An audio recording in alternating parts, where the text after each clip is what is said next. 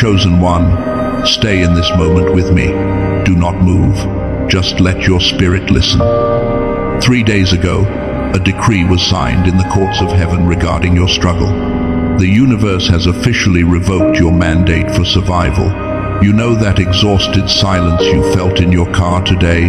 That was the end of an era. You are not here by accident. You are here to receive your shalom, the divine overpayment for every tear you cried while being the strong one for everyone else. In your mind, see the heavy bag of work you have been carrying just vanish. It is gone. The Father is stepping in to pay the bill. Congratulations, chosen one. Your shift is over. Your reign begins now. Subscribe to align with thousands of awakened souls, like if your spirit confirms this word. And comment 888 to activate this new frequency right now. Listen to me closely. Do not click away. If you stay with me until the very end of this message, you will discover exactly who signed that decree in the spiritual realm. I will expose the invisible force that has been secretly draining your bank account, and I will hand you the exact ancient mechanism to shift your mind out of survival mode and into effortless divine manifestation. This is the exit door you have been praying for. Walk through it with me. Right now, you might be feeling a strange, heavy pressure in your chest. Your shoulders might feel like they are carrying cinder blocks. You might think this is just anxiety from your daily life. It is not. That pressure is what the ancient texts call kavod, the heavy weight of God's glory. The decree of your freedom that was signed 3 days ago is trying to land on you, but your body is so incredibly used to the endless grind that it does not know how to receive the glory yet. Let us talk about why you are so exhausted. Picture where you were last night. Maybe you were sitting at your desk at 2 in the morning, staring blindly at a glowing screen, a half-empty cup of cold coffee sitting next to you. Or maybe you were lying in the dark in your bed, staring at the ceiling, calculating bills and worrying about tomorrow while everyone else in the house was fast asleep. You are working harder than anyone you know. You are giving everything you have, but the needle barely moves. Your bank account drains as fast as it fills. Why is this happening to you? Because there is a mastermind behind your exhausting, relentless schedule. The enemy knows he cannot destroy your ultimate destiny, so he decided on a different tactic. He decided to keep you so busy surviving that you never have the energy to actually rule. This is a very ancient strategy. Look at the book of Exodus, chapter 1, verses 13 and 14. The Egyptians made the Israelites work ruthlessly. They made their lives bitter with harsh labor in brick and mortar. But here is the secret that most preachers will never tell you. The Hebrew word used there for labor is avodah. Here is the mind-blowing part. Avodah does not just mean slave labor, it also means worship. The enemy in Egypt did not just want the physical sweat of the Israelites, he wanted their spiritual worship. When you are constantly stressed, constantly grinding, constantly worrying about where the next dollar is coming from, your avodah, your worship, is being stolen by the matrix of survival. You are quite literally worshipping the struggle. You probably look at your life right now and think you are just not trying hard enough. You tell yourself, if I just wake up a little earlier, if I just get more disciplined, if I just push through this heavy fatigue, I will finally break through. You have a loud voice in your head that whispers, if I do not work, I will starve. If I rest, I will be left behind. I am the only one holding this family together, and so you push harder. You pass the test of discipline. You pass the test of endurance. You are always the hardest worker in the room. Congratulations. But here is what I have not told you yet. And this truth is going to change how you see your entire journey. Your lack of breakthrough is not a discipline problem. It is a frequency problem. Pushing harder is actually the exact thing keeping you trapped. When you are grinding, stressing, and surviving, your brain operates in what science calls the high beta frequency. Beta is the brainwave of panic. It is the frequency of the slave. When you try to use spiritual discipline while your brain is locked in a high beta state, it is like trying to download a massive, beautiful file on a broken dial-up connection. Discipline in the beta frequency does not elevate you.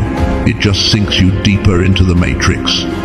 You are using the enemy's frequency of panic to try and reach God's promises of peace. It will never work. There is a different frequency, the frequency you were actually designed to operate in from birth. It is called the theta state. Theta is not about physical effort. It is the frequency of intuition, of effortless creation, of direct divine downloads. It is the exact frequency where miracles bypass human logic. Here is a truth that will shake you. Science has proven that 98% of children are born operating heavily in this genius frequency. They manifest effortlessly. They believe without limits. But the system, the trauma, the schools, the endless avoda, it suppresses that divine frequency. The world beats the theta out of you and forces you into the beta state of the slave. But you are a chosen one. Your spirit remembers the theta frequency. This is not some new age philosophy. This is ancient biblical technology. Look at Genesis chapter 28, verse 12. Jacob is fleeing for his life. He is exhausted, terrified, and running. He finally stops and falls asleep with his head on a hard rock. And in that state of complete physical rest, he has a profound dream. He sees a ladder resting on the earth, with its top reaching into heaven, and the angels of God ascending and descending on it. Notice the profound biblical pattern here. The heavens did not open while Jacob was running. The angels did not descend while he was strategizing, worrying, or grinding. The portal opened when he completely shut down his physical effort, when his brain entered that deep, resting theta state. The divine communication became crystal clear. His rest achieved what his running never could. So the universe says you are finished with work because your physical effort has reached its absolute limit. You cannot sweat your way into the kingdom. You cannot muscle your way into the promise. You have to tune your frequency. You have to move from the forced labor of avoda to actual, peaceful worship. You must leave the beta state of the slave and enter the theta state of the heir.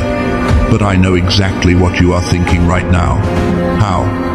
Your mind is so wired for panic, so addicted to the daily struggle, that just telling you to relax feels impossible. You sit down to rest, and your heart races. You try to pray, and your mind immediately makes a grocery list or calculates a bill. Willpower alone is not enough to break out of a neurological prison. You cannot just decide to magically change your brainwaves. So how do you do it? How do you disconnect from the beta matrix and plug directly into the divine theta frequency in just 7 minutes, without spending 20 years isolated in a silent monastery?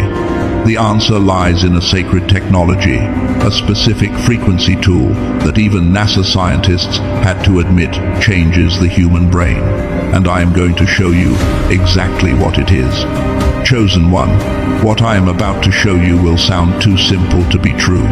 But remember, the most powerful truths always are. Let me tell you about a sacred tool called the Genius Wave. This is not a magic pill or a generic audio track. Think of it as a spiritual tuning fork for your mind. You see, science has finally caught up to what mystics have known for centuries. NASA researchers studied the brain waves of individuals and found something startling. One scientist looking at the data practically whispered in disbelief, saying, "We are not just looking at neural pathways, we are looking at the fingerprint of creation itself." They discovered that the theta state, the genius frequency of divine connection, is completely dormant in most adults. The matrix literally trained it out of you through stress and survival tactics. But it is still there, waiting to be reactivated. You do not need 20 years of isolation in a silent cave to find it. The Genius Wave uses advanced brainwave entrainment to gently guide your mind back into that exact divine frequency in just 7 to 12 minutes a day. You just sit, listen, and let the frequency do the heavy lifting. It restores your birthright. It flips the switch from the slave mode of high beta to the ownership mode of theta. If you feel led to investigate this technology, I have placed information in the pinned comment below. There is no pressure. Only explore it if your spirit gives you the green light. But right now, we need to deal with the immediate resistance you are going to face. Why does the darkness want you to feel completely useless the second you start resting? You know this feeling. You finally put your phone down, you sit on the couch to rest, and suddenly your fingers start twitching. Your chest gets tight. Your mind races, telling you that you are lazy, that you are falling behind, that everything will collapse if you are not actively managing it. That guilt is not your conscience.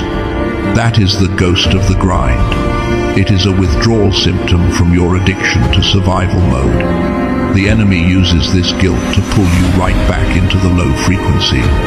Let us look at Matthew chapter 11, verse 28. Jesus says, "Come to me, all you who are weary and burdened, and I will give you rest."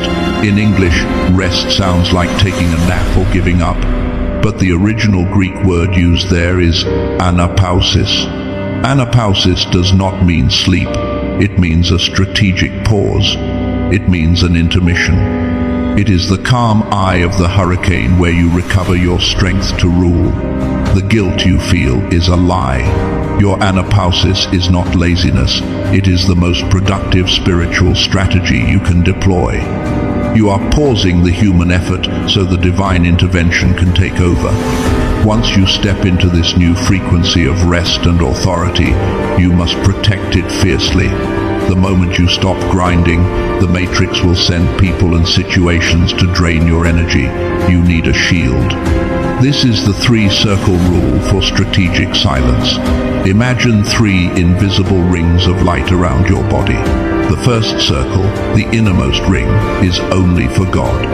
This is where you keep your unfulfilled dreams, your divine downloads, and your deepest vulnerabilities.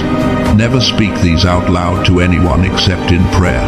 The enemy cannot read your mind, but he can hear your words. The second circle, the middle ring, is your inner guard. This is limited to 1 or 2 people. A spouse, a true mentor. You only share your plans with them for prayer coverage.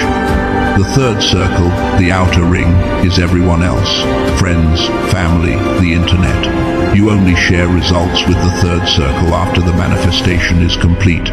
Never share the process. Notice how this changes your daily life.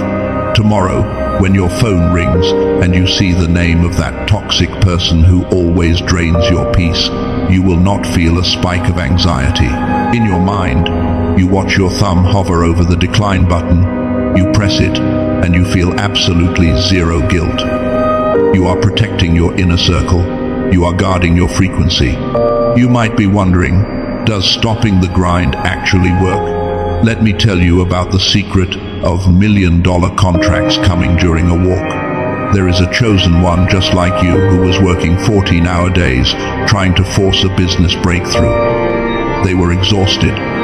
They heard this exact teaching and they made a radical decision. They closed their laptop.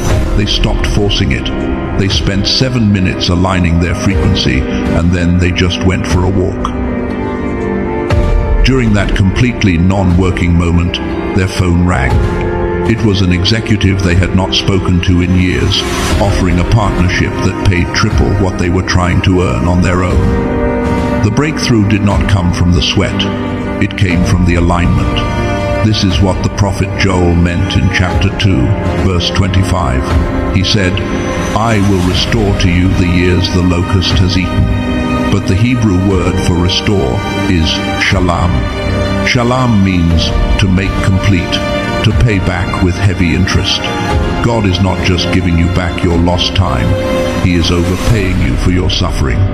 He is compressing 20 years of blessing into your next chapter. That is shalom. You stopped grinding and the shalom arrived.